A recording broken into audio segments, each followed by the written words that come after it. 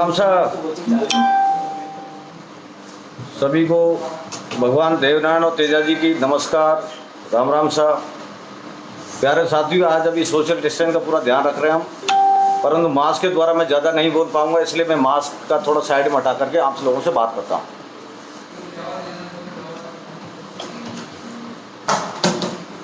जैसा कि आप लोग काफ़ी दिनों से देख रहे हो कि भीलवाड़ा जिले में सभी समाजों में व्याप्त कुरीतियों के संबंध में एक बहुत बड़ा एक अभियान चल रहा है, जिसमें सबसे ज़्यादा जो महत्वपूर्ण भूमिका जो निभा रहे हैं वो हमारे गुर्जर समाज से श्री नरेश जी भाई देव मेडिकल वाले और जाट समाज से नारायण जी बदला साहब। मैं उन दोनों को सादर नमन करता हूं और उनकी पहल को तहे दिल से आभार प्रकट करता हूं। मेरे साथियों, इस समय हमारा पूरा समाज, किसान समाज, सर्व समाज और देश बहुत ही भाग्यशाली है। इस समय हमारे देश के प्रधानमंत्री माननीय श्री नरेंद्र मोदी जी विराजमान है। विश्व में जिस तरह से कोविड-19 जो कोरोना का जो प्रकोप जो चल रहा है, उस महाप्रकोप में आज हम काफ़ी राहत की सांस ले रहे हैं। वो भी किस वजह से? श्रीमान हमारे माननीय नरेंद्र मोदी जी की वजह से। मैं आप लोगों से एक निवेदन विशेष करने आए हैं कि जब हमारी राज्य सरकार है, केंद्र सरकार है, काफ़ी पैकेज है किसानों को, गरीबों को, मजदूरों को, उनके खातों में, जनधन खातों में, एलपीजी के द्वारा और अन्य योजनाओं के द्वारा उनके खातों में जमा कर रही है, परंतु कुछ लोग जो रूढ़िवादी हैं वो उस धनराशि को भी इस भुखमरी के समय कुरीतियों में खर्च करवाना चाह रहे हैं। मैं कुछ चीज़ें आप लोगों के सामने शेयर करना चाहता हूँ। काफ़ी चीज़ें ऐसी हैं जो पूरे राजस्थान में भी काफ़ी कुरीतियाँ व्याप्त है, परंतु इस समय मैं जहाँ पर भीलवाड़ा जिले में प्रवास कर रहा हूँ, ज़्यादातर मैं यहाँ रह रहा हूँ भीलवाड़ा जिले में, और मैं यहाँ भीलवाड़ा से आरएनपी का प्रत्याशी रहा हूँ आसीन विधानसभा से।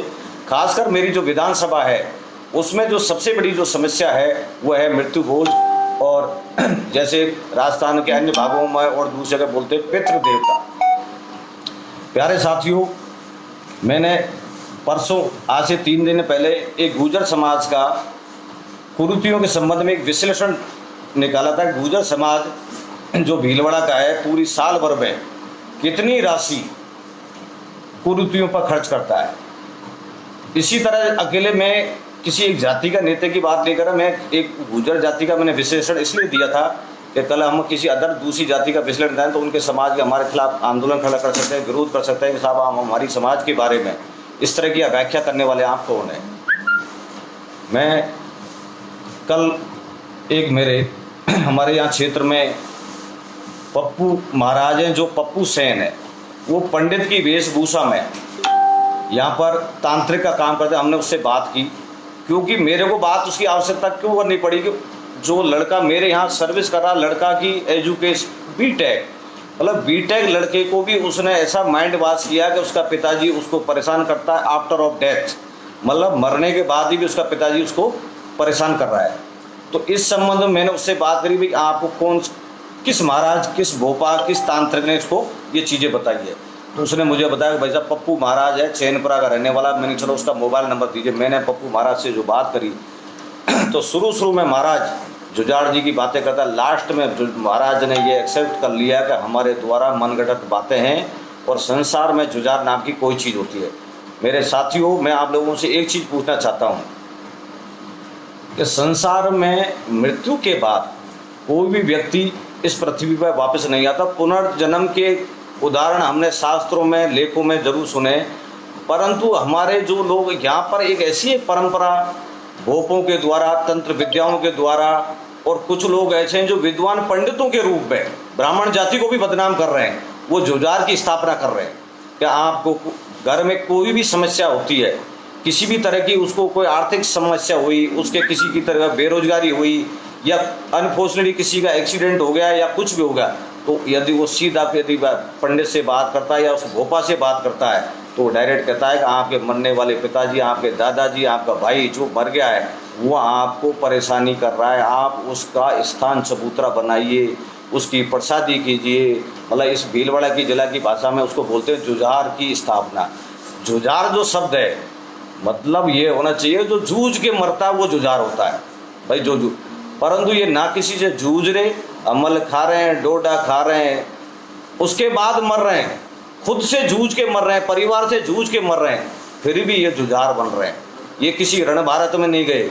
हमारा जब 968 में भगवान देवनारायण ने जन्म लिया, उसके से पहले जब बगड़ावतों और राण के राजा के बीच में एक युद्ध जरूर हुआ था, जो खारी नदी में 1.25 लाख फौजें मरी, और सब खारी नदी के आसपास जहाँ पर आज की तारीख में सवाई भोज और देवनारायण मंदिर भगवान का मंदिर स्थापित है, 1.25 लाख फौज मरने के बाद भी उन 1.25 लाख फौजों में से आज भी एक भी जुझार नहीं बना।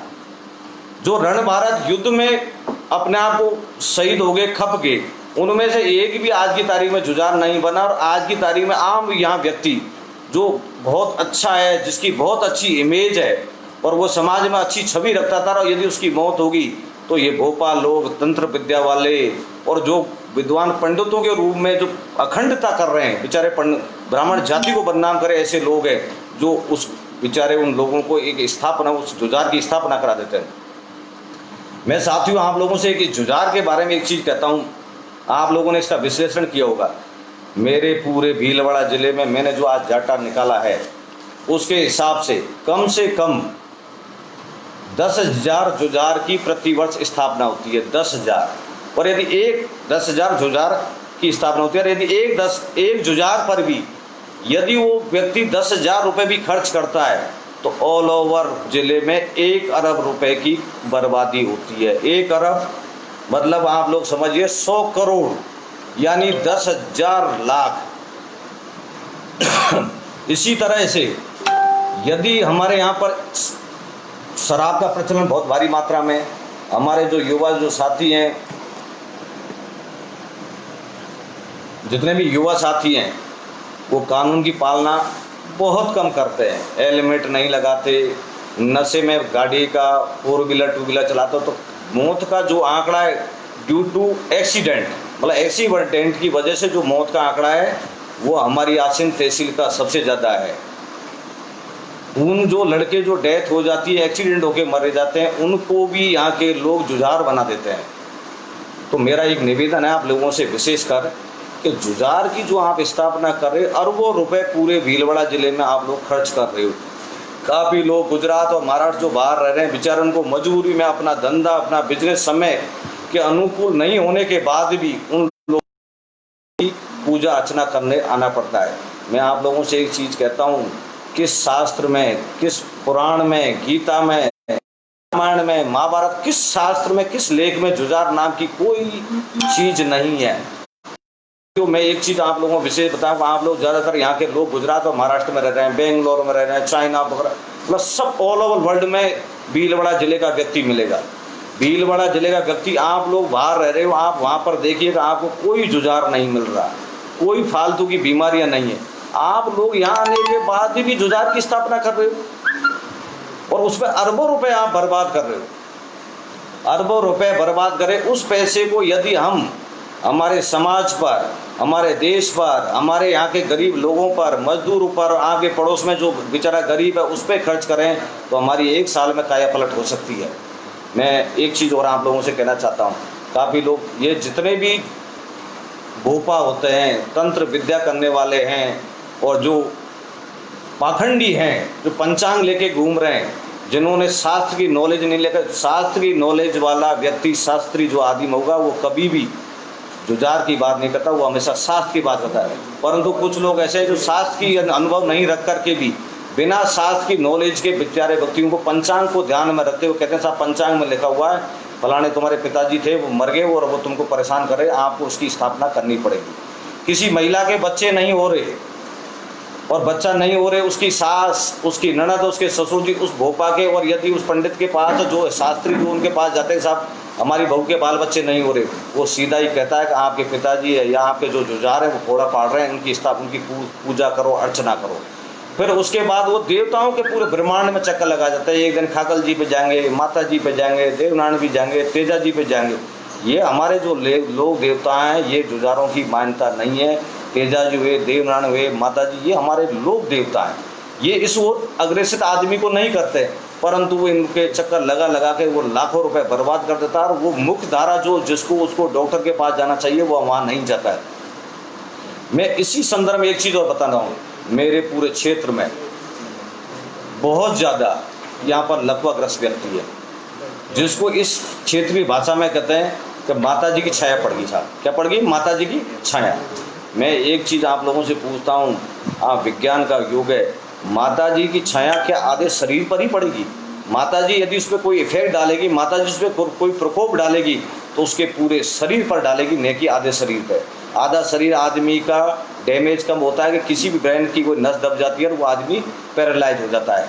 परंतु यहाँ की महिलाएं और जो पाखंडी लोग हैं और जो लोग माता जी भैरव जो इन जुझारों में जो विश्वास करते हैं, वो सीधा उसको अपने हॉस्पिटल नहीं ले जा करके, अच्छे हॉस्पिटल नहीं ले जा करके सीधा साहब झातला माता जी ले जाते हैं और वहाँ झातला माता जी जाके पड़ते हैं।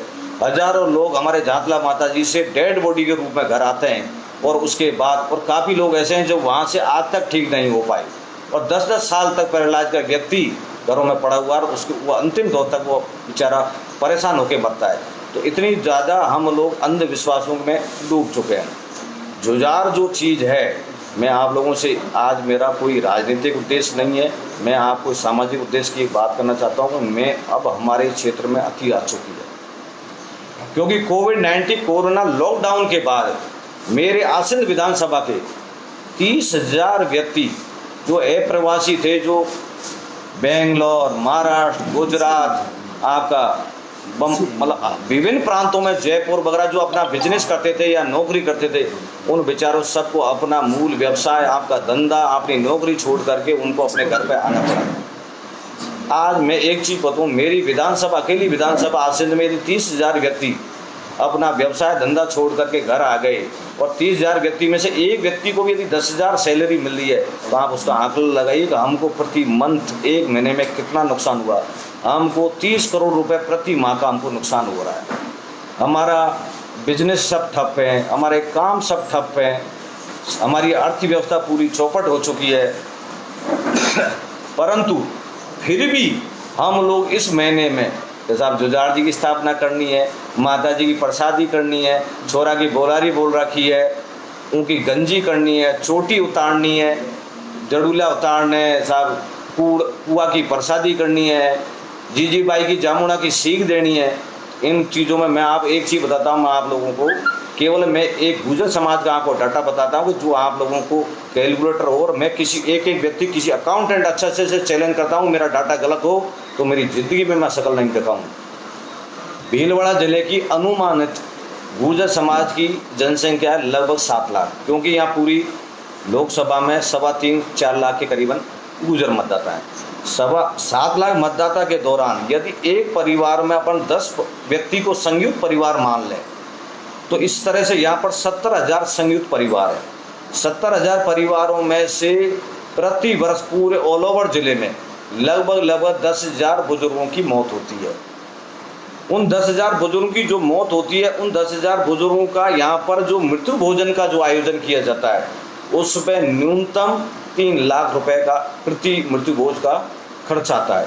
इस तरह से पूरे भीलवाड़ा जिले में केवल मात्र गुर्जर समाज 30,000 लाख मतलब 3 अरब 30,000 लाख मतलब 3 अरब रुपए का मृत्यु भोज पर खर्चा करती है। अब मैं एक चीज़ और बताता हूँ आपको, हमारे ज़िले में गुर्जर समाज में पहले से जो ऑलरेडी जुझार जी विराजमान है चबूतरा के रूप में, और उन चबूतरा पे इतनी अच्छी मूर्ति लगा रखी है साहब। वो मॉडल से एक मूर्ति लाते हैं, घोड़े पे उसको बैठा देते हैं, वहाँ के कारीगर मूँछों की ताव पकड़ा देते हैं, एक तलवार पकड़ा देते हैं और उनको राणा सांगा बना देते हैं और बना करके उनकी मूर्ति स्थापित कर देते हैं। वो हमारे जो जुझार के रूप में जो राणा सांगा बना रखे हैं, जिन्होंने कभी घोड़े पे नहीं बैठे, उनके घरों में आज तक एक गद्दी नहीं रही, घोड़े की बात लग, गद्दी पे नहीं बैठे, उनको घोड़े पे बैठा के तलवार पकड़ा दी।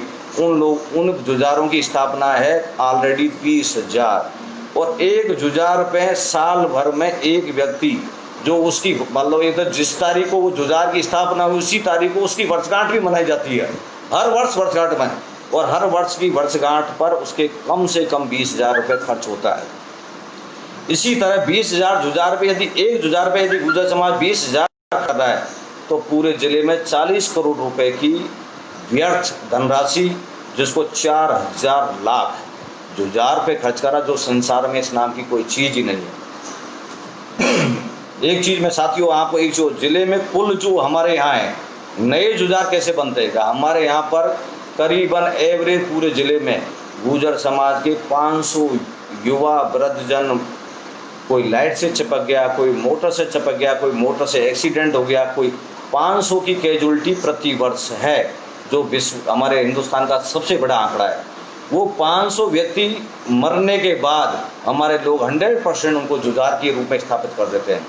अब वो 500 व्यक्ति यदि जुजार बनते हैं और नया जुजार की स्थापना में न्यूनतम से न्यूनतम 40,000 की उस घर वाले को खर्च आता है, 40,000 का। अब जब 40,000 उस इंडिविजुअल व्यक्ति जो उसके माँ बाप हैं, भाई बंधु जो उसकी स्थापना करें, 40,000 का खर्चा उनको आता है।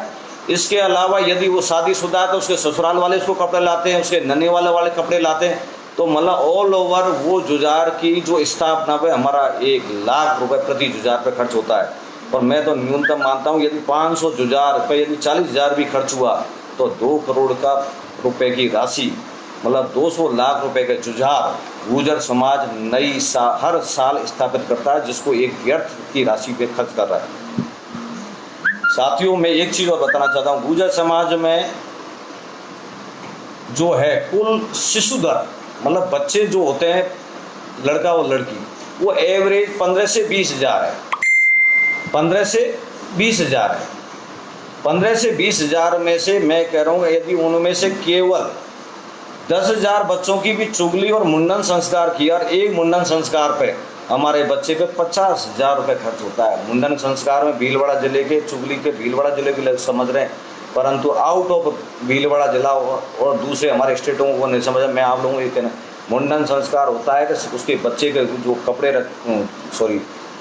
बाल रखते हैं उसको साल 2 साल बाद में जिस देवता के लिए रखे उस पर उसको करवा करके लोडी करके और हल्दी लगा करके वहाँ उसको उतारा जाए। उसमें न्यूनतम 50,000 रुपये खर्च होता है। यदि 10,000 बच्चों की यदि मुंडन संस्कार चूल्हे की 50,000 खर्च किया तो 50 करोड़ रुपए हमारी लोडी पे खर्च हो गया, गंजी कराने पे। अब क्या अच्छी समाज है हमारी जो लोडी करने में 50 करोड़ रुपए खर्च कर रही है, जय हो बगड़ावतों की। अब एक चीज़ मैं और बताता हूँ, हमारे लोगों में होली के दौरान एक बहुत अच्छा वो आनंद पूर्वक एक कार्यक्रम चलता है जिसको बोलते हैं साहब ढूंढ अमल बतासी। अमल बतासी का प्रोग्राम चलता है। मैं बाहर के लोगों को एक चीज़ बताऊँ साहब, अफीम जो चीज़ होती है, अफीम के साथ साथ यहाँ एक मूंगफली और एक बतासा लाते हैं और उसको लोगों को बांटते हैं, अमल बतासी खाना होता है। उस प्रोग्राम में भी न्यूनतम जो व्यक्ति जो करता है उसका न्यूनतम 25,000 रुपये खर्च होता है। यदि अमल बतासी का पूरे ज़िले में 2,000 लोगों ने भी अमल बतासी का कार्यक्रम किया तो 5 करोड़ रुपए अमल बतासी पे खर्च हो गया था। 5 करोड़ मतलब 500 लाख गए अमल बतासी में। उसके बाद एक चीज़ और मैं आपको बताता हूँ, अभी मेरी एक नागौर के मेरा एक मित्र है चौधरी, उससे बात हुई। वो क्या है बाहर उनके नागौर साइड में क्या पानी का स्टोरेज का एक शेड बनाते हैं, उसमें पानी का स्टोरेज कर देते हैं। वो वहाँ नहाने गया तो उसकी 3 तोले की जो चेन थी उसके साथ वो नहाने उस कुंड में उतर गया। कुंड में उतरने के बाद वो नहाने लगा तो वो चेन, उसकी सोने की चेन वहीं अंदर रह गई। 2-3 दिन बाद उसकी धर्मपत्नी ने पूछा, साहब चौधरी साहब आपकी चेन कहाँ चली? तो उसने कहा मेरी तो चेन तो गायब हो गई। कहाँ गई पता, पूरे घर वालों ने वहाँ आई ढूंढा। उससे पहले उन्होंने इतनी प्रसादियाँ बोल दी कि चेन का 3 गुना उनका उन्होंने प्रसादी बोल दी। तेजा जी की प्रसादी, रामदेव जी की, गोगा जी की, भैरव जी की, माता जी की, कोई ने एक ऐसा तेरे प्रसादी करो। तो मेरी उससे बात है, वो कह रहा है भाई साहब मेरी चेन का 3 गुना तो मुझे प्रसादी करनी पड़ी। तो इसी तरह से हमारे भीलवाड़ा जिले में गुर्जर समाज खेत की में कूड़ा खुदाता है साहब, 5 लाख रुपए में कुआं खुद गया। कुआं कंप्लीट होने के बाद उसमें फिर एक कुआं की प्रसादी करते हैं, साहब मेरे कुआं में बहुत अच्छा पानी आया और आप लोग मेरे यहाँ जीवन आइए, मैं इसकी प्रसादी करता हूँ। उस प्रसादी और उन्होंने पहले एक देवताओं को बोलारी भी बोली, साहब मेरे बच्चे की नौकरी लग जाएगी, मेरी बहू के बच्चा हो जाएगा, मेरे बच्चे की शादी हो जाएगी। तो कई बोलारियाँ बोलते हैं। उन सब बोलारियों को मिलाकर एवरेज 10,000 बोलारी जो होती है देवताओं की प्रसादी, उस पर यदि एक बोलारी पे यदि गुर्जर समाज 50,000 खर्च करता है तो ये देवताओं की प्रसादी में 50 करोड़ रुपए की बर्बादी कर रहा है। 50 करोड़ मतलब लग लो 5,000 लाख। 5,000 लाख तो आदमी बोलारियों पे खर्च कर रहा है। मैं एक जो कटु सत्य है जिससे मेरे इस शब्द से हमारे काफ़ी धर्मगुरु समाज के जितने बड़े मंदिर हैं उनके जो लोग हैं उनको बहुत बड़ा आघात लगाएगा, फिर भी मैं आपको बता रहा हूँ भीलवाड़ा ज़िले में मुझे आज 1999 में यहाँ आया, उसके बाद से लेकर आज तक मैंने काफ़ी लार्ज से लेकर करोड़ों 5-5 10-10 करोड़ के यज्ञ देखे। उन यज्ञों की मैं तुलनात्मक दृष्टि से कुछ नहीं कहना चाहता, परंतु आज की तारीख में भी पूरे जिले में 25 करोड़ छोटे मोटे 25 यज्ञ 101% होते हैं। उन 25 यज्ञों पे एक यज्ञ पे भी गुर्जर समाज न्यूनतम 1 करोड़ खर्च करता है, तो 25 करोड़ रुपए का वो आग में घी झोंक देता है, ओम नमः स्वाहा, ओम नमः स्वाहा। मतलब उसको घी झोंक करके वो अपना पाप काटना चाहता है। वो उसके माँ बाप को रोटी खिलाना नहीं चाहता, उसका भाई जो गरीब है उसको वो दान देना नहीं चाहता, बहन को वो माहिरा बनना नहीं चाहता, गांव में जो गरीब समाज के दूसरी समाज के लोग हैं उनको कोई सहायता नहीं करना चाहता। बेचारा जो बीमार है उसको 2 रुपये नहीं देगा, परंतु देवनारायण के यज्ञ में प्रधान कुंडली पे नाते की लुगाई लेकर के 51,000 की रसीद कटा करके वो प्रधान कुंडली पे जरूर बैठेगा। तो मैं कोई भगवान के खिलाफ नहीं हूँ, मैं भी भगवान देवनारायण और तेजा जी का वंशज हूँ, परंतु मैं ये कहता हूँ कि हमारे भगवान ये नहीं कह गए कि आप अपने बच्चों को भूखा मारिए, जमीन जायदाद बेचिए और आप आर्थिक रूप से बिल्कुल कमज़ोर हो जाइए और हमारे लिए यज्ञ करिए। ये हमारे देवताओं ने और हमारे जो भगवानों ने कभी नहीं कहा है।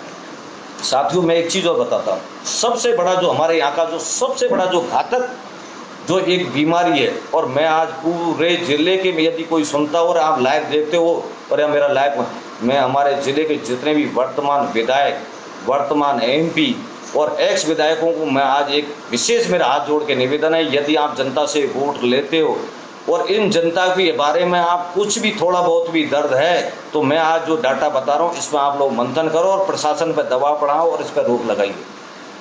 मेरे समाज, इस जो पूरा क्षेत्र है भीलवाड़ा जिले का, इसमें गुर्जर, जाट, रैबारी और नाथ, 4 जो जाति के जो संप्रदाय के जो लोग हैं वो अफीम और डोडा का सेवन अत्यधिक मात्रा में करते हैं, बहुत ज़्यादा मात्रा में करते हैं।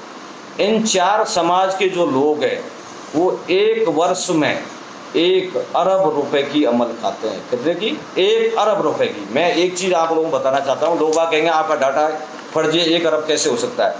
मैं कह रहा हूँ आज की पूरी भीलवाड़ा की जिला की जो पॉपुलेशन है उसमें से यदि 50,000 लोग भी अफीम और डोडे का सेवन करते हैं, कहते हैं ओनली 50,000, यदि 50,000 भी अमल और डोडा का सेवन करते हैं और एक अमलदार और डोडा खाने वाला साल भर में यदि 50,000 रुपये का भी यदि वो अमल और डोडा का सेवन करता है, तो ये पैसा भाई साहब 2.5 अरब रुपए होता है, मानी 250 करोड़ 25,000 लाख।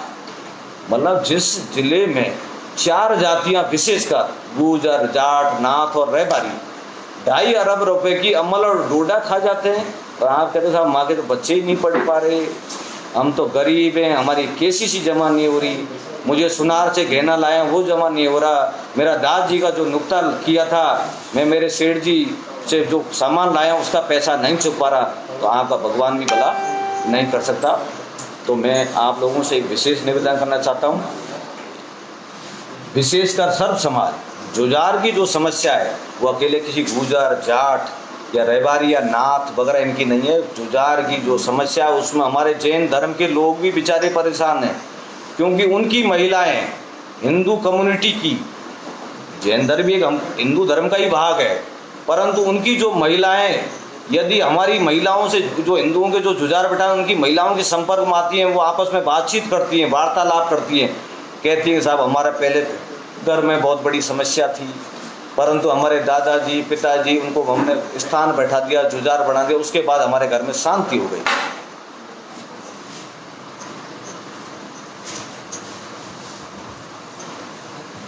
उसके बाद हमारे वो जैन समाज की पढ़ी लिखी महिला, व्यापारी की महिला, उस व्यापारी को जाकर के समझाती है कि अपने भी घर में जुजार की फोड़ा पाल रहे हैं, उनका चबूतरा बैठाइए।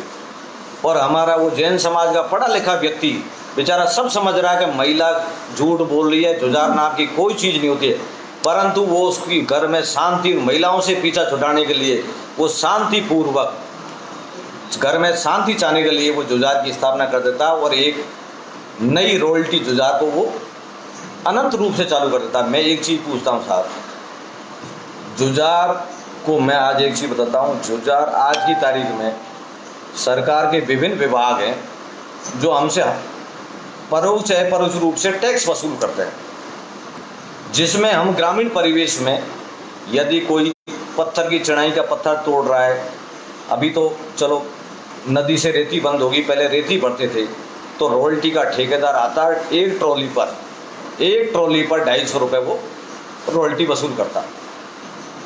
इसी तरह हमारा जुजार भी प्रति वर्ष आपसे रॉयल्टी वसूल कर रहा है। आज मैं आपको एक चैलेंज कर रहा हूँ, मेरे जो भी सुनने वाले, एक जुजार पे न्यूनतम 25,000 रुपये साल का खर्च हो रहा है। मतलब आपके बच्चे की जो 2,000 रुपये फीस जमा करने की जो आप इच्छुक रखते थे, बच्चे को डॉक्टर बनाना चाहते, बच्चे को इंजीनियर बनाना चाहते, IAS IPS बनाना चाहते, उस पर जो राशि उसकी शिक्षा पे खर्च होने वाली चाहिए और उसकी आवश्यकता है, वो राशि आप लोग जो संसार में इस नाम की कोई चीज़ नहीं है उसमें आप खर्च कर देते हो। इसलिए मैं आप लोगों से हाथ जोड़ के करबद्ध निवेदन है मेरा, आप किसान भाइयों जितने भी हैं जो इस चीज़ को परेशान हैं, जो पूर्व में स्थापित जुझार हैं, उन लोगों को हाथ जोड़ करके और उनको वापस कहीं नए स्थान पर विराजमान करने की कृपा करें। खेतों में भीड़ इकट्ठी नहीं करें, क्योंकि खेत आपकी लंबाई चौड़ा के अनुसार नहीं बटेंगे। मैं एक गांव में देख के आया था, 4 जुझार उस परिवार में ऑलरेडी स्थापित है, 3 नए डोगरे मरने वाले, उनके चबूतरे को उन्होंने ऑलरेडी बना दिए कि साहब ये तो रमता बाबा का, ये काड़ू बागा का, श्याम उड़ा का, ये 4 मरेंगे तो कौन जुझार वापस चबूतरा बनाएंगे? 3 चबूतरा अपना है ऑलरेडी बना दिए उन्होंने।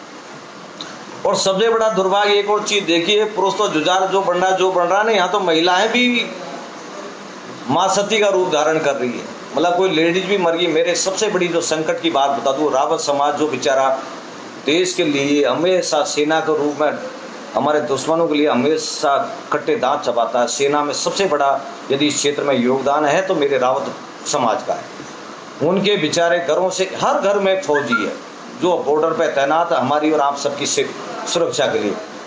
उनकी महिलाएं यहाँ पर विराजमान है, उन लोगों के ये भोपनी जो भोपा, ये पंचांग वाले उनके घरों में ऐसी समस्या पैदा कर रहे हैं कि तुझे जो तेजा जी देवता फोड़ा पाड़ रहे हैं, तुझे ससुर जी फोड़ा पाड़ रहे हैं। वो हमारा फौजी साल 2 साल में जब भी यहाँ 6 महीना में छुट्टी आता है, महिलाएं उसको परेशान करती हैं, देवता की प्रसादी करिए। और मैं मंगरा क्षेत्र में देखा छोटे छोटे चबूतरों में, और उसके भी चबूतरे हैं, और महिलाओं की सती जो है, महिलाओं के भी चबूतरे स्थापित कर रखे हैं।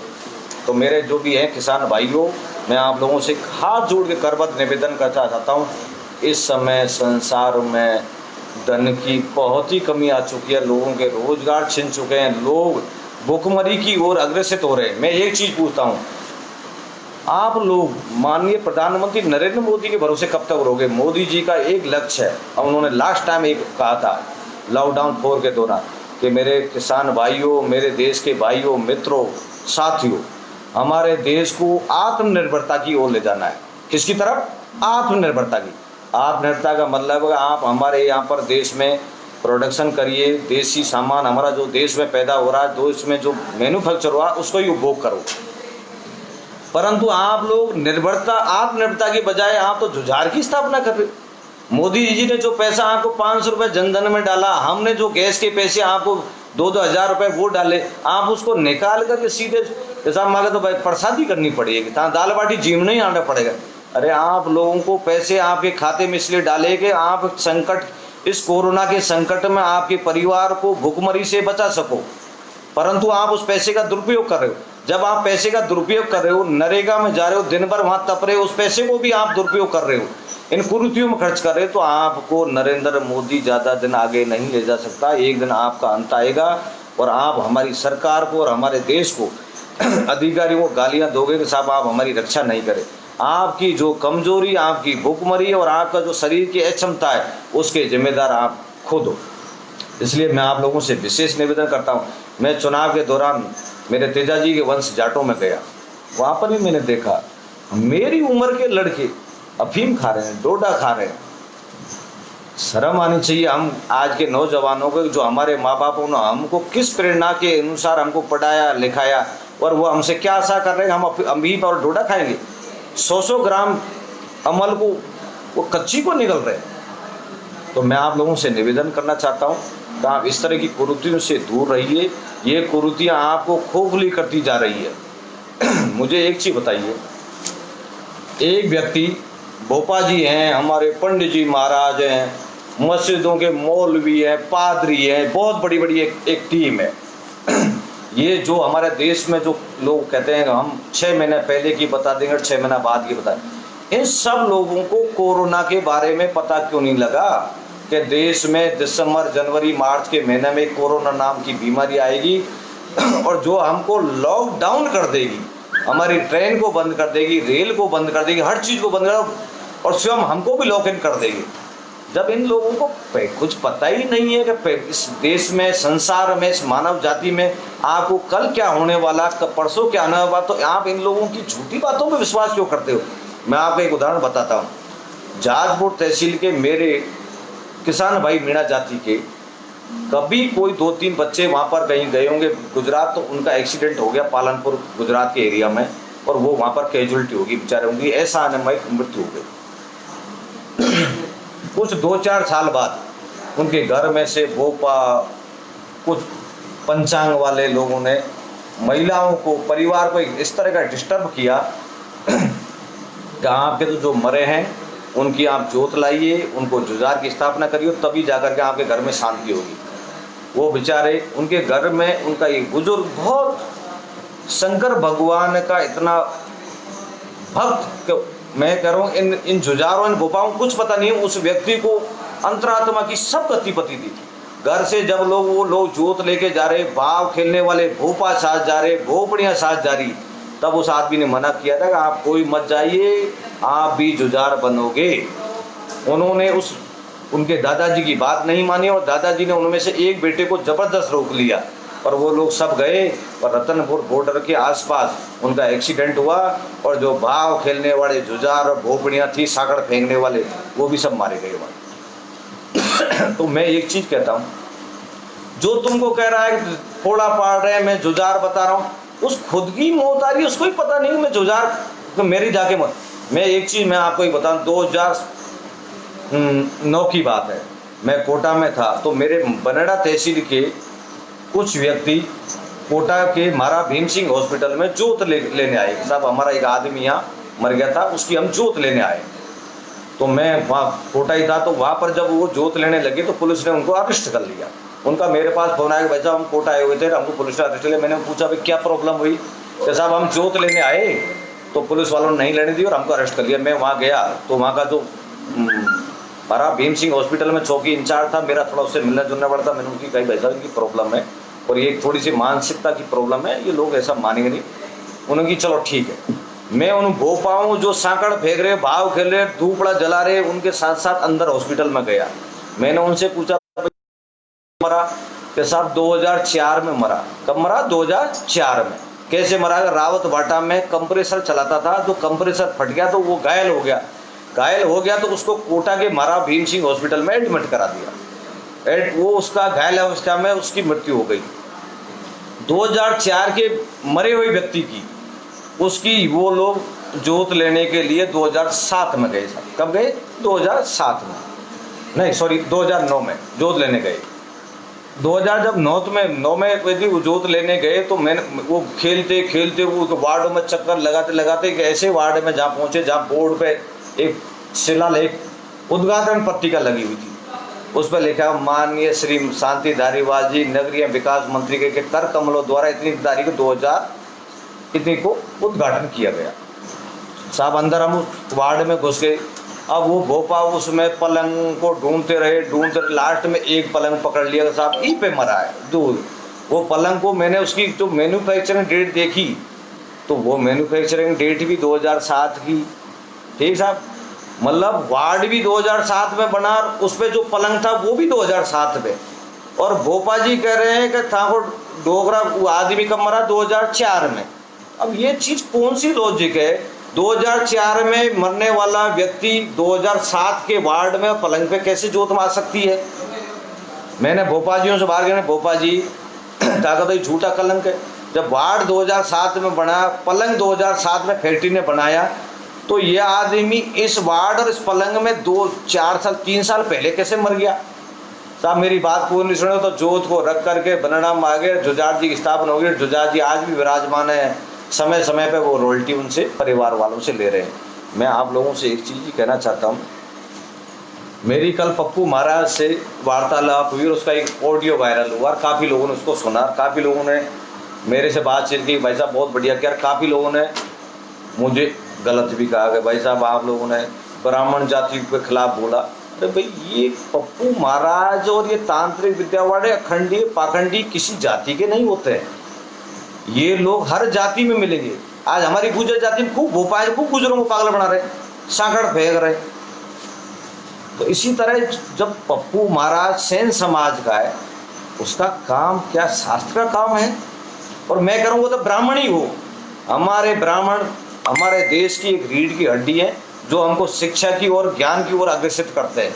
मैं कह रहा हूँ चाहे वो किसी भी जाति का वो धर्मगुरु हो, चाहे वो प्रखंड विद्वान हो, कुछ भी है, यदि वो हमारे किसानों को, गरीबों को और मजदूरों को यदि गलत दिशा की ओर लेके जाते हैं तो वो सबसे बड़ा पुण्य पाप कर रहे हैं। और मैं तो ये कहता हूँ ईश्वर उनको जुझार जरूर बनाओ जो यहाँ जूझते जूझते वो घूमते रहे। मैं एक चीज़ आप लोगों से कहना चाहता हूँ, आज मेरी एक सावंत लाल जी रेबारी थे जो पाली के जिले के हैं, जिनका अजमेर में ज्वेलर्स का बहुत बड़ा अच्छा व्यवसाय काम है और अच्छी वो करोड़पति अरबपति की श्रेणी में आते हैं।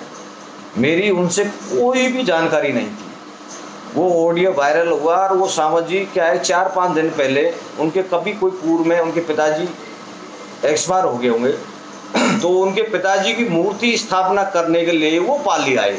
पाली वो विद फैमिली बॉम्बे से आए और उनके मिलने जुलने यार दोस्त सब रिश्तेदार वहाँ इकट्ठे हो गए और इस 3 तारीख को उनको जुझार जी की स्थापना करनी थी। पूरी उन्होंने तैयारी कर ली, सब कुछ कर लिया। कल जैसे ही मेरा ऑडियो पप्पू महाराज के साथ गया तो वो क्या धीरे धीरे वायरल होते तो उन तक भी हुआ। उन्होंने सुना उनके साथ महिलाओं ने सुना, उनके परिवारों ने सुना, तो उन्होंने सोचा यार हम तो गलत कर रहे हैं, हमको तो हमारे पिताजी को जुझार बनाना ही नहीं है। उनका आज सुबह मेरे पास फोन आया कि भाई साहब हमने आपका ऑडियो सुना, हमको बहुत अच्छा लगा, हमको एक आपसे बहुत अच्छी प्रेरणा मिली और हम जो 5 लाख रुपए हमारे पिताजी के जुझार बनाने पे जो खर्च कर रहे थे उसको हमने त्याग दिया और हमारी महिला और हमारे पूरा परिवार सहमत हो गया कि हम कोई जुझार की स्थापना नहीं करेंगे। और हमने एक निर्णय किया कि हम जो 5 लाख रुपए हम जो जुझार पे जो खर्च कर रहे थे वो 5 लाख की धनराशि हम हमारी स्वेच्छा से हमारे गाँव के स्कूल में हमारे पिताजी के नाम से एक कमरा बच्चों के लिए बनाइए। तो मेरे भाइयों आप लोग भी कुछ करिए। आज से करीबन 2-3 महीने की बात है, हमारे मित्र उगम जी दांतड़ वाले, जिनको यहाँ की भाषा में धोड़ा भी कहते हैं, उनके पिताजी का स्वर्गवास हुआ। मैंने उनसे कहा यार भाई साहब क्यों मृत्यु भोज कर रहे, क्यों बर्बाद हो रहे हो? पिताजी के नाम से कुछ भी, एक धर्मशाला बना दो, स्कूल में कमरा बना दो, कुछ भी कर दो। परंतु वहाँ के जो समाज के ठेकेदार लोगों ने उनकी बात को नहीं माना और उनसे मृत्यु भोज कराया। फिर मैंने उनको एक चीज़ समझाया, चलो आप मृत्यु भोज कर रहे हो, परंतु इस मृत्यु भोज में भी आप एक अच्छा सुखद और एक अच्छा काम करिए। उन्होंने बोला भाई साहब क्या? मैंने कहा नहीं, गुर्जर समाज की नहीं, आप किसी गरीब जो आपके अड़ोसी पड़ोसी हो, जो असक्षम हो, उसकी कन्या को लीजिए और उसकी आप शादी करिए। एक वैष्णव समाज की उन्होंने कन्या की शादी करी। मैं ये नहीं कह रहा वो वैष्णव समाज का गरीब था, वो उसकी बच्ची की शादी नहीं कर पाता है, वो सक्षम हो सकता है, वो उसकी बच्ची को, परंतु उगम जी गुर्जर ने उस वैष्णव समाज की बच्ची को अपने उस कार्यक्रम में शादी करी, बारात बुलाई और उसके पीढ़े हाथ करके तो उसको विदाई समारोह करी। तो मैं आप लोगों से कहता हूँ आप धर्म करना चाहते करिए धर्म, कोई बात नहीं, परंतु उस धर्म को धर्म की ओर अग्रसित कीजिए। आप स्कूल में कमरा बना दीजिए, आपके गांव में कोई बेचारा गरीब है उसको दान दीजिए, किसी गरीब की बच्ची की शादी नहीं हो रही आप उसकी शादी कराइए। इन चीज़ों में आप धार्मिक खर्च कीजिए। मैं एक चीज़ आप लोगों से कहना चाहता हूँ, मुझे इन चीज़ों की ये आपके जुझार के आयोजन, मृत्यु भोज के आयोजनों पर आज ये व्याख्या करने की आवश्यकता क्यों पड़ रही है, इसका एक महत्वपूर्ण जो मैं आप लोगों को बताना चाहता हूँ, उसका महत्वपूर्ण कारण क्या है। खर्च आप कर रहे हो और करते हो और करते रहोगे, मेरे कहने से नहीं रोकेंगे, उसी दिन रोकोगे जिस दिन आपकी जेब ठंडी पड़ जाएगी, बैंक का कर्ज बढ़ जाएगा, सीसी लिमिट खत्म हो जाएगी, बैंक वाले आपके घर के बाहर आकर ढोल बजाएंगे, कुर्की का नोटिस लाएंगे, आप उस दिन रोकोगे। परंतु मेरा उद्देश्य आपको यह समझाना नहीं है। मेरा उद्देश्य ये है कि जब लॉकडाउन हुआ, हमारे जब देश में कोरोना पॉजिटिव के पेशेंट दिल्ली में आए, पूरे देश में 2-4 पेशेंट आते, पूरे देश में हाहाकार मच गया और हमारे माननीय नरेंद्र मोदी प्रधानमंत्री साहब को लॉकडाउन की घोषणा करनी पड़ी।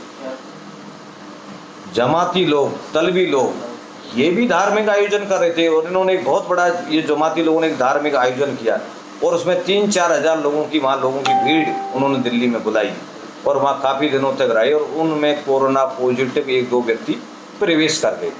साथ साथ उन्होंने अल्लाह की नमाज अदा करी। मैं ये नहीं कह रहा कि आप ईश्वर की प्रार्थना मत करिए, कोई नमाज अदा की, डिस्टेंस नहीं रखा, तो वो लगभग और सभी व्यक्ति कोरोना से संक्रमित हो गए। सरकार ने जब धीरे धीरे उनका इंटेलिजेंसी को पता लगा, इंटेलिजेंसी ने उनको गाड़ियों के द्वारा अपने अपने शहरों में, गाँवों में भेजा।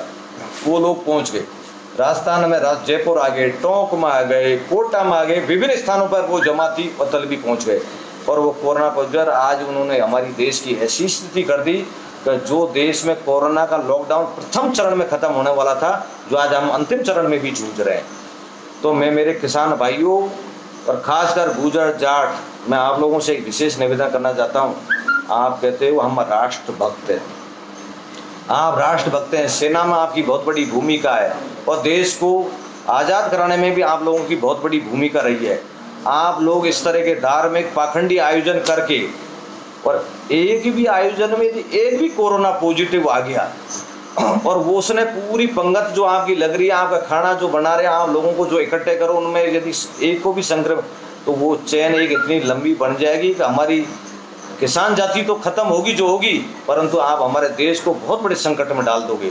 और आप लोगों की भी जो राष्ट्रभक्ति की श्रेणी में आप लोग माने जाते हो, वो आप भी उन जमाती और तलबियों की श्रेणी में माने जाओगे। इसलिए मेरा इस जो आज लाइव आने का आप लोगों से करबद्ध निवेदन करने का यही एक मेरा उद्देश्य है कि आप लोग कोविड-19 की जो एडवाइजरी जब तक सरकार जारी करी है, जब तक इसकी टाइम ऑफ लिमिट है, तब तक आप कोविड-19 की एडवाइजरी की, सरकार के आदेशों की पालना करें। इसमें आपका और मेरा और आपके बच्चों और इस देश का, समाज का भला होगा। मैं एक चीज़ आप लोगों से पूछना चाहता हूँ, हमारा जो भीलवाड़ा जिला है वो पूरे, मैं कह रहा हूँ संसार, मान लो आप पूरे संसार में खनिज संपदा में भीलवाड़ा जिला सबसे अग्रणी है। हर चीज़ की खनिज भीलवाड़ा जिले में निकलती है। जिंदल की फैक्ट्री भीलवाड़ा जिले में, हिंदुस्तान के आगुचा माइंस भीलवाड़ा जिले में, फेल्सपार यहाँ पर, क्वार्ट्स यहाँ पर, सोडा यहाँ पर, माइका यहाँ पर, सैंडस्टोन यहाँ पर। कौन सा आपका जो खनिज पदार्थ है जो भीलवाड़ा जिले में नहीं निकलता? आप लोगों ने पेपरों में पढ़ा था कि 600 करोड़ रुपए की DMFT फंड भीलवाड़ा जिले के श्रीमान जिला कलेक्टर के कोष में जमा हो रही है। हमारे सभी माननीय विधायकों ने कलेक्टर पर दबाव बढ़ाया था, साहब इस 600 करोड़ का जो बजट है, 600 करोड़ का जो बजट है, उसको आप हमारे क्षेत्र के डेवलपमेंट पर खर्च करिए। परंतु हमारी तत्कालीन वर्तमान जो सरकार है, उन्होंने उस राशि का जो उपयोग है वो उन्होंने राज्य स्तर पर कर लिया और उसका फायदा हमको नहीं मिल पाया। जब 10% DMFT जो फंड होता है, उसमें यदि साल भर में 600 करोड़ रुपए जमा हो गए तो पूरे जिले में साल भर में कितना पैसा DMT का रॉयल्टी से जमा हो रहा है, जिसकी आप कल्पना नहीं कर पा रहे। आज की तारीख में भीलवाड़ा जिला, राजस्थान की जो बजट है उसमें हमारे भीलवाड़ा जिले का 35 से 40% हमारा योगदान है। हम सबसे ज़्यादा गवर्नमेंट को रॉयल्टी देते हैं। और मैं एक चीज़ और बताना चाहता हूँ, एशिया महाद्वीप का सबसे बड़ा यदि कोई जिला है तो भीलवाड़ा जिला है, जो औसत प्रति व्यक्ति आय जो औसत ज़्यादा है। ये क्यों, आप इसको किस तरह, भीलवाड़ा जिले के व्यक्तियों का जो खाते में जो ट्रांजैक्शन होता है उसके आंकड़े के अनुसार एशिया का सबसे बड़ा यदि प्रति व्यक्ति आय का यदि कोई जिला है तो वो भीलवाड़ा जिला है। और एशिया में यदि सबसे ज़्यादा यदि कोई ट्रैक्टर किसान रखता है, सबसे ज़्यादा ट्रैक्टरों की जो मात्रा कहीं पर भी उपलब्ध है तो भीलवाड़ा जिले में, और उसमें टॉपेस्ट मेरी आसन तहसील है। पूरे एशिया में सबसे ज़्यादा आपको 4 wheeler, two wheeler, transporter vehicle सबसे ज़्यादा आपको यदि कहीं मिलेंगे तो भीलवाड़ा ज़िले में मिलेंगे। मेरा भीलवाड़ा ज़िले का व्यक्ति इतना मेहनती और जुझार है कि वो आपको पूरे हिंदुस्तान में हर जगह मिलेगा। जम्मू कश्मीर में आइसक्रीम बेचता वो मिलेगा, महाराष्ट्र में कुआं खोदता वो मिलेगा, कहीं ब्लास्टिंग का काम, एमपी में ब्लास्टिंग का काम है तो मेरे भीलवाड़ा ज़िले का मिलेगा। मेरे रावतों के बच्चे, आप जितने भी होटल मिलेंगे अच्छे अच्छे होटलों में, वहाँ पर हमारे अटेंडेंस का रूप में, वेटर का रूप में हमारे रावतों के बच्चे काम कर रहे हैं। हर क्षेत्र में हमारे यहाँ के जो लड़के हैं वो हर एक छोटी सी नौकरी से लेकर के toppest lower level IAS IPS commissioner तक के हमारे लोग इसमें कर रहे हैं। हम लोग आउट ऑफ स्टेट से अरबों रुपए हमेशा हर महीने कमा के ला रहे हैं, फिर भी हमारी स्थिति बहुत ही दयनीय है। फिर भी हमारे बैंकों के कर्जे नहीं चुक पा रहे, सेठ जी की, सुनार जी का कर्ज नहीं चुक पा रहा, हमारे दादाजी का जो हमने नुकता किया उसके 5 लाख बाकी है वो आज भी जमा नहीं हो रहे। मेरे भाइयों, जब एशिया का सबसे संपन्न जिला, प्रति व्यक्ति आय में सबसे ज़्यादा, फिर भी हम सबसे ज़्यादा पिछड़े हुए।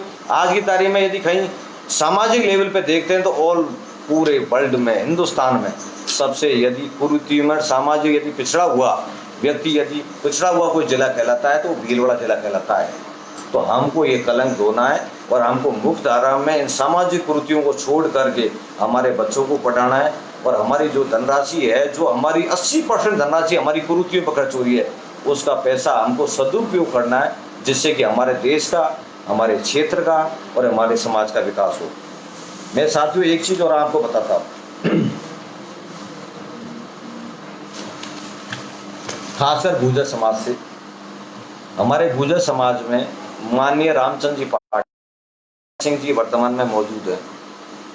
2002 में हम लोगों ने कुंवर देवेंद्र सिंह जी, जो यहाँ पर उस समय एक कैबिनेट दर्जे के रूप में थे, उनसे साहब हमने डिमांड करी कि साहब भीलवाड़ा जिले में, भीलवाड़ा प्रॉपर शहर में हमको छात्रावास हेतु आप भूमि आवंटित कीजिए। उसमें हमारे 10-20 जनों, जो हमारे यहाँ के जो बामा सब लोग हुए हैं, सब ने मिल मिला करके और करीबन 3-3.5 लाख रुपए की माता की राशि हमने UIT में जमा करके और करीबन 7-8 हज़ार वर्ग मीटर का हमने एक भूखंड आवंटित कराया। उसमें 2-4 कमरे भी बने। परंतु वो छात्रावास की भूमि आज हमारी केवल रैलियां निकालने के काम आ रही है। हम वहाँ पर मंच बना लेते हैं, रैली निकाल के भाषण दे देते हैं, समाज को इस तरह से बदलना, ये करना, परंतु वहाँ पर आज भी उन 4 कमरे के बाद में 5वां कमरा भी तैयार नहीं हुआ। साथियों, मैं आपको गुर्जर समाज के एक व्यक्ति को खासकर एक चीज़ और बताना चाहता। आप बूंदी जिले में जाइए, भगवान देवनारायण का बूंदी के बाईपास पर देवनारायण का मंदिर है।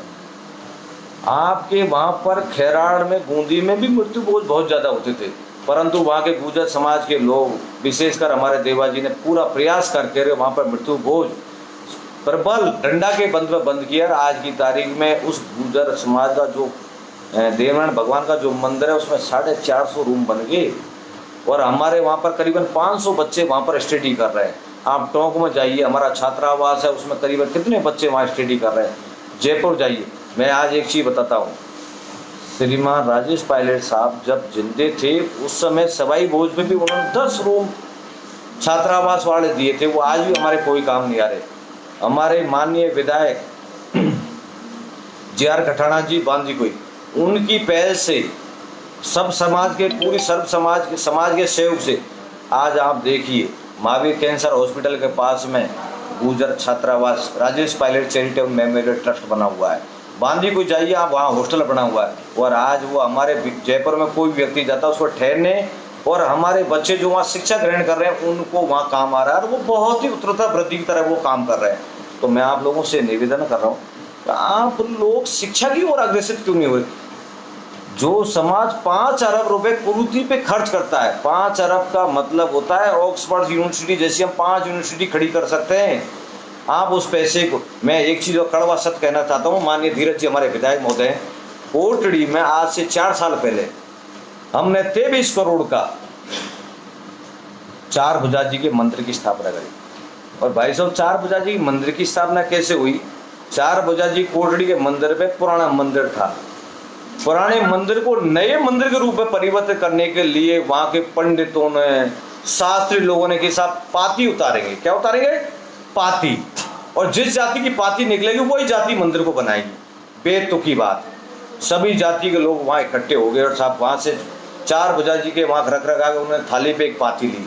सबसे पहले साहब महाजन वर्ग ने पाती ली, साहब पाती नहीं मिली। उसके बाद हमारी बुद्धिजीव समाज, ब्राह्मण समाज ने पाती ली, उनको नहीं मिली, और जातियों नहीं मिली। उनको पता है पागल जाति है, गुजर जाती है जो धर्म के नाम पे अरबों रुपए खर्च कर सकती है। वो पाती उन्होंने गुजरों को पकड़ा दी। साहब ओ साहब था के नाम से पाती है, ओ गुजर ढोल नगाड़े बजाते बताएगा, बोलो 4 बजा नाथ है की जय। पाती माँ के नाम से निकली।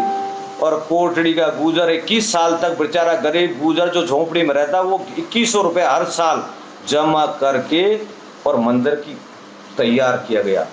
उसके बाद उस मंदिर का उद्घाटन हुआ और उस मंदिर के उद्घाटन में भी करीबन 7-8 करोड़ रुपए बर्बाद हुए।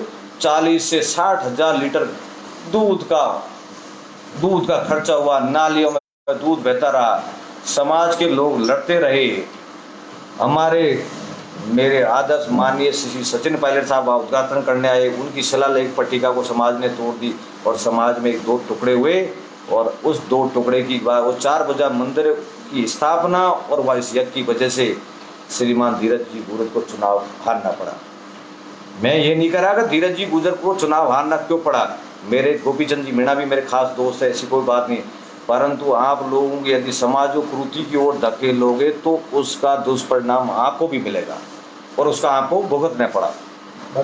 मैं आप लोगों से एक चीज़ कहता हूँ, आपका ज़्यादा समय भी नहीं ले पाऊँगा क्योंकि आपका भोजन का समय हो रहा है और आप लोगों ने भाई साहब एक चीज़ को हम बार बार रिपीट करना चाहते हो। मैं एक चीज़ आप लोगों से कहना चाहता हूँ, मृत्यु भोज आप लोग खूब मुहिम चल रही है। जाटों में हमारे बदला साहब कर रहे हैं, हम लोग गुजरों में लग रहे हैं। और मैं तो कह रहा हूँ गुजर जाट क्या सभी जातियाँ जो मृत्यु भोज कर रही हैं, आप लोग आपके बच्चों को खाना नहीं खिला रहे, उनको अच्छा कपड़ा नहीं पहना रहे, आप उनसे अच्छी तरह से उनकी फीस जमा नहीं कर पा रहे, जमीन गिरवी रख करके बच्चों का गला घोंट करके आप मृत्यु भोज कर रहे हैं। और मृत्यु भोज देखो, एक चीज बता दूंगा आपको बहुत बुरी लगेगी। संसार में सबसे जो यदि किसी की तेज आंखें हैं तो वो है गिद्ध। किसकी? गिद्ध की। गिद्ध प्रजाति ऐसी है जो अभी धीरे धीरे विलुप्त होती जा रही है, परंतु आज भी गिद्ध जात प्रजाति को जब आसमान में वो जब चक्कर लगाती है तो वो 100 किलोमीटर दूर भी, कितने 100 किलोमीटर दूर भी वो देख लेती है कि फलानी जगह पर मरा हुआ पशु पड़ा हुआ है। और वो 100 किलोमीटर आकर के भी, जो यहाँ पर कामड़ा भी बोलते हैं, वो आकर के उस मरे हुए पशु को खा जाता है। मतलब वो इतना, गिद्ध भी एक इतना रहमी व्यक्ति है कि वो जिंदे पशुओं को नहीं खाता। खाया कभी आज तक एक भी गिद्ध ने जिंदे पशु को नहीं खाया। परंतु हमारे जो मृत्यु भोज का वो दाल, वो चक्की पूड़ी खाने वाले ये जिंदों को खा रहे हैं। जिंदों को कैसे खा रहे हैं? मरने वाला मर गया, उसके बेचारे घर से आदमी की क्षति हो गई, वो महीने में 20,000 कमा रहा था या उसको सैलरी मिल रही थी, उसकी नुकसान हो गया। हम उसके छोटे छोटे बच्चों उसके घर में रो रहे हैं। मैं नारायण जी बदला जी का एक वीडियो बनाया, उसको देखना। छोटे छोटे बच्चे रो रहे हैं, लोग मोटरसाइकिलों से ट्रॉली से भर भर के और नुक्ती पूरी जीमने के लिए आनंद पूर्वक पंगत में लग रहे हैं, जीम रहे हैं और कह रहे हैं ओ दाल, ओ पुड़ी, ओ चक्की। 15-15 पूरी खा रहे हैं, 20-20 लाख रुपए का मृत्यु भोज कर रहे हैं।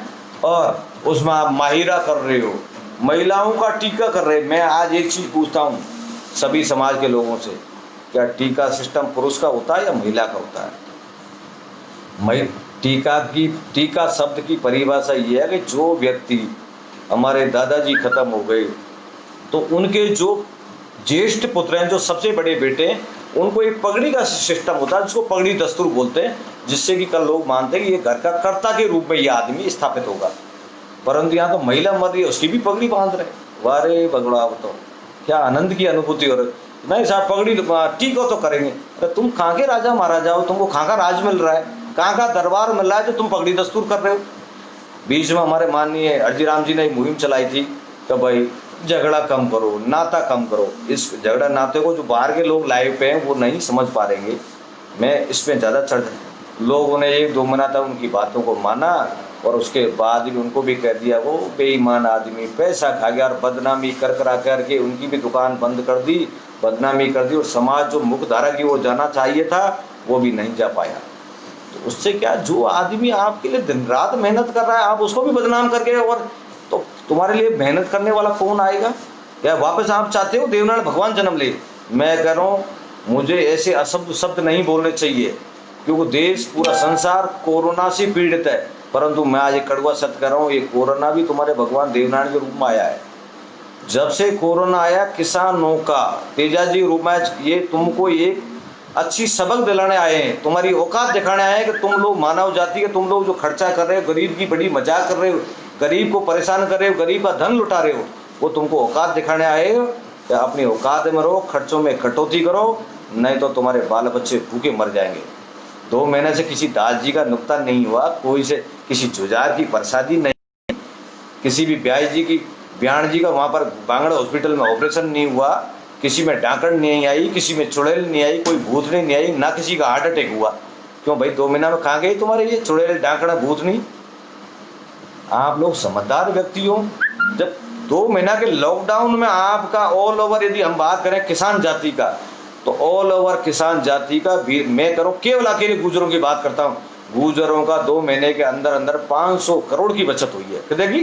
500 करोड़। एक गांव में आदमी 20-20 आदमी मर गए बड़े बड़े गांव में, और वहां मृत्यु भोज नहीं हुए। एक मृत्यु भोज में 5 लाख भी खर्च होते तो 1 करोड़ रुपए एक गांव में बच गए। इस कोविड-19 के लॉकडाउन से मैं कह रहा हूँ हमारे व्यापारी बर्बाद हो गए, परंतु तुम गांव वाले जो हैं, तुम्हारा जो फिजूल खर्च होता था 80% वो बच गया, आप आबाद हो गए। मैं एक चीज कहता हूँ, आप मृत्यु भोज कृतियों पे पैसा खर्च करते हो, सेठ जी के यहाँ से आप माल उधार के ले जाते हो, उसको समय पे देते नहीं हो। हमारा वो व्यापारी भी बेचारा सीसी लिमिट टाइम से जमा नहीं कराता, उसकी सामान की पूर्ति नहीं कर पाता, वो वहाँ पे घर पे रोजना चक्कर लगा के परेशान हो जाता है, उसको समय पर आप भुगतान नहीं कर पाते हो, उसका बिजनेस भी डिस्टर्ब होता है।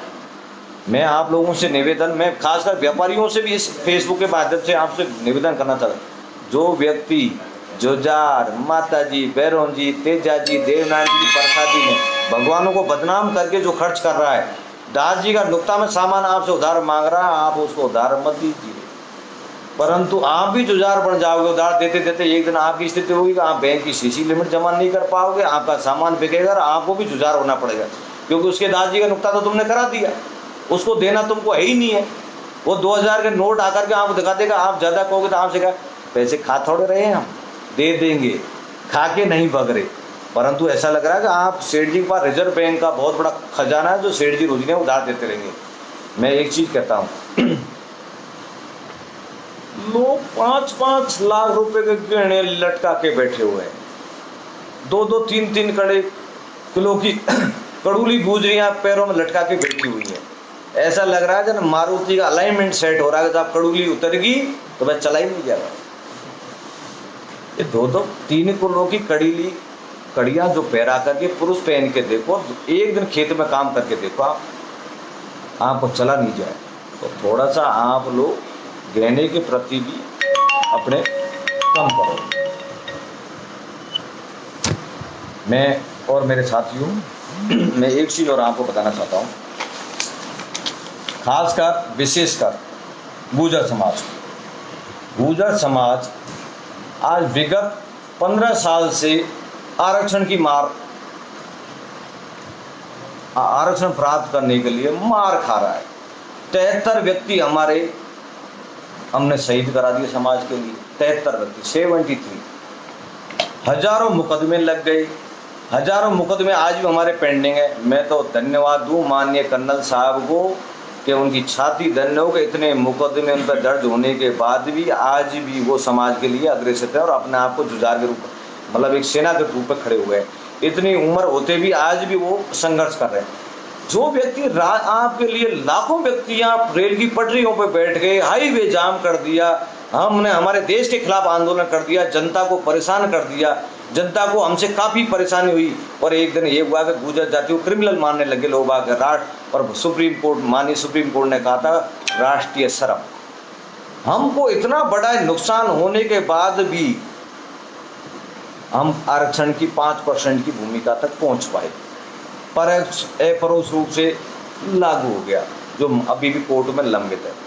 जब हमारे नेता लोग, प्रबुद्ध लोग आप लोगों को समझाते हैं कि बच्चों को पढ़ाइए, बच्चों को आगे बढ़ाइए, उन लोगों के बलिदान को भी आप ध्यान में नहीं रख रहे हो और फिजूल खर्च कर रहे हो। जुझार जी बैठाना है, माता जी बैठानी है, नुक्ता करना है, छोटे छोटे विवाद में, छोटे से विवाद में ब्याई जी बयान जी की सादा पूछ भी नहीं गए तो कहते थारी छोरी थारे, हमारी छोरी मारे, लड़की को नाते भेज देते।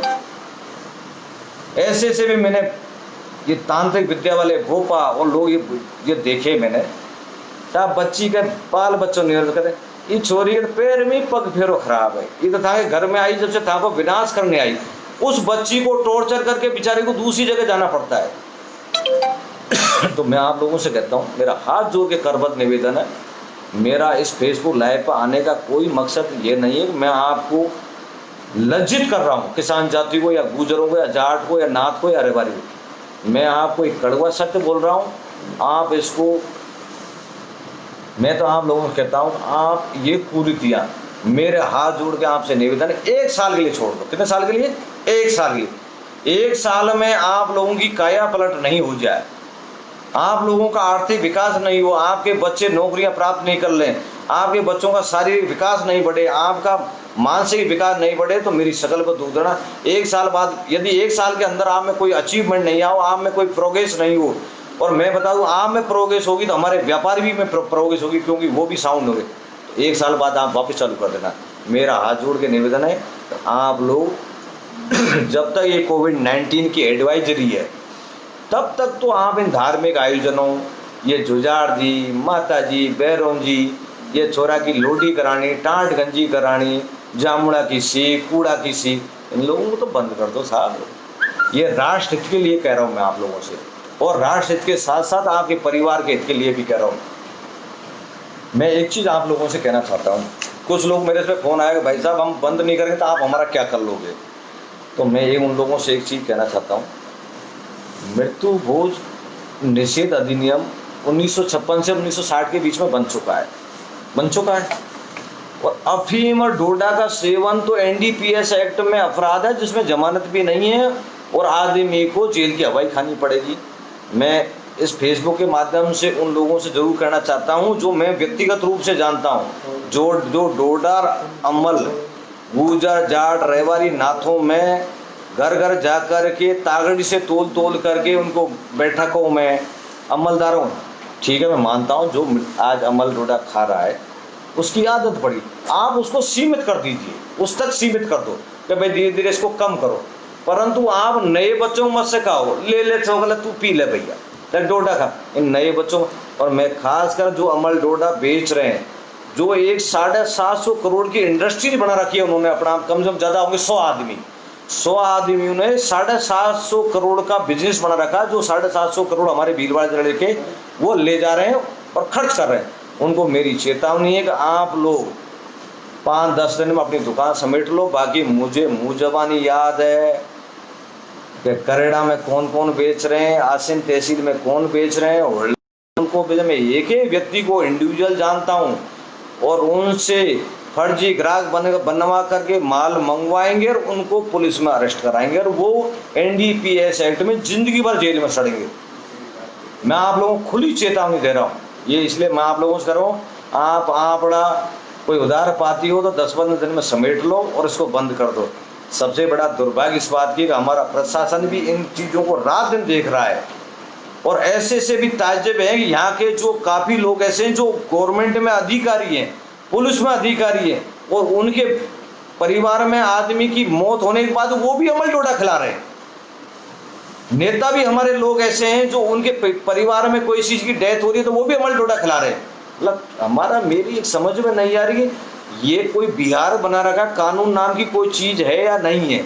तो मैं आप लोगों से कह रहा हूँ, खास करके जो जहर का व्यापार कर रहे हैं वो अपनी दुकान शीघ्र समेट लें, परंतु आप नहीं मानोगे तो आपके नाम के सामने नामजद फलाना आदमी, ढेका आदमी, ये व्यक्ति यहाँ पर अमल डोडा बेच रहा है, और विद सबूत आप लोगों को हम मुकदमा दर्ज कराएंगे और आपके खिलाफ चालान पेश कराएंगे। इसलिए आप लोग सचेत हो जाइए, नहीं मानोगे तो आप इस कोविड-19 कोरोना तुम्हारे जरूर हो जाएगा, ये समझ लो। इसको तुम यही नहीं मानोगे तो कोरोना पॉजिटिव तुम 100% होगे, क्योंकि तुमने गरीबों का खून चूस लिया। मेरे सभी जितने भी यहाँ सुनने वाले हैं, आप लोगों से विशेष और एक निवेदन करना चाहता हूँ, क्योंकि मैंने आज जुझारों के मामले में काफ़ी खेल दिया, जुझारों का काफ़ी विरोध कर दिया। कल मैं कहीं कोरोना पॉजिटिव हो जाऊँ, मर जाऊँ तो यूँ मत समझना कि जुझार जी ने मार दिया। ये जरूर आप लोग विशेष ध्यान रखना। कल मैं ही कोरोना पॉजिटिव हो जाऊँ, मतलब मेरी डेथ हो जाए, तो तुम ये मत करना कि मनसूख जी गुजर ने जुझारों का विरोध किया था, भोपाओं का विरोध किया, तो उन्होंने तांत्रिक विद्यासागर मनसूख को ही मार दिया। मेरे भाइयों, ये जरूर ध्यान रखना, नहीं कहीं तुम वापस जुझारों के चक्कर में पड़ जाओगे। देखो जुझारों का मनसूख ने विरोध किया और महाकाल ने इसको ही निपटा दिया। इसलिए मेरा निवेदन है कि आप लोग इसका जरूर ध्यान रखना, क्योंकि संसार में किसी की मौत का कोई पता नहीं है।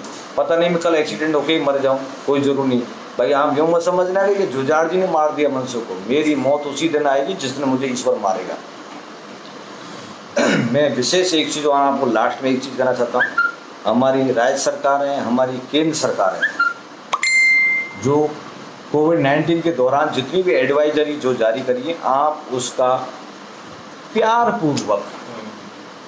पूर्वक आप लोग उसका पालना करिए, सोशल डिस्टेंस रखिए, ज़्यादातर आप लोग गंदगी से दूर रहिए और बच्चों को कानून के बारे में ज़रूर समझाओ। एक मोटरसाइकिल पे आप 3-3 जने 4-4 जने नहीं बैठ के जाएं, फालतू किसी आयोजन में आप नहीं जाएं, और शादी ब्याह तो अपने है ही नहीं है। 4 साल तक कोई थाके कोई ना तो छोरा 21 साल का ना छोरी 18 साल की, इसलिए शादी ब्याह की तो गवर्नमेंट आपको कोई परमिशन देगी नहीं।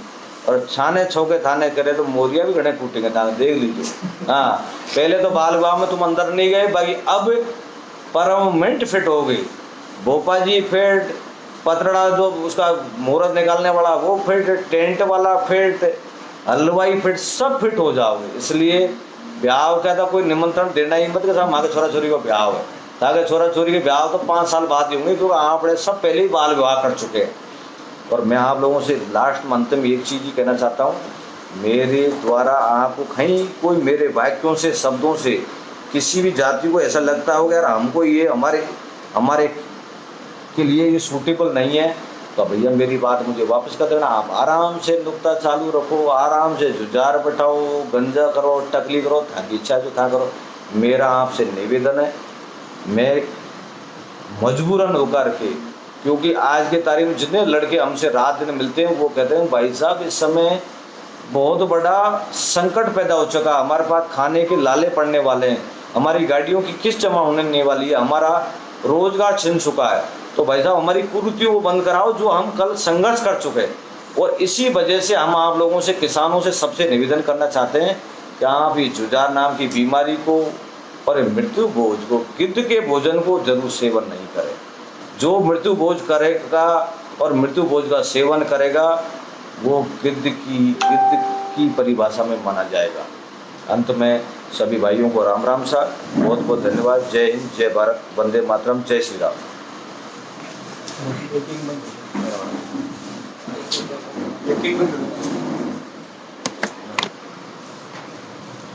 ये सत्तर जी लो।